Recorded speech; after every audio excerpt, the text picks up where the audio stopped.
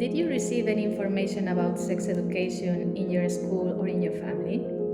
Nothing, not at all. I learned everything from my friends, chatting with my friends. The only thing my mother taught me is how to put on a tampon. Only that? Yeah, only because I had a swimming competition and I was crying because I had my period. And I was crying and crying because I wasn't going to be able to go to the swimming competition. And the only thing my mother said to me was, "How can you not go, my dear? You put on a tampon and that's it." The only thing she said to me was that. And I said to her, "But how is this going to fit in me, Mom?" And she said to me, "Hey, my dear, if this doesn't fit in, other things won't fit." That's the only thing my mother said to me, and I didn't understand a thing. Like you told me. Yeah, like I told you the other day.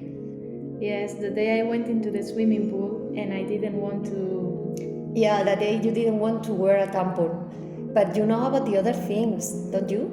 Yes, of course. When did you decide to look for information? Who gave you the first information? I think my friends. It was the first information, and I didn't look for it, and it came to me by itself.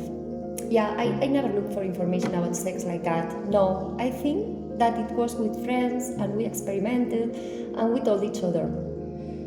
And could you talk openly about sex or relationships with your father, your mother? How old were you and how did you feel? No, nothing at all. I couldn't talk to my mother about sexual relations. I couldn't tell my mother if I had had sexual relations or not. No. And you, dear? You are not going to tell me? You are not going to tell me either? Well, I don't know. Tell me everything, honey. It's better.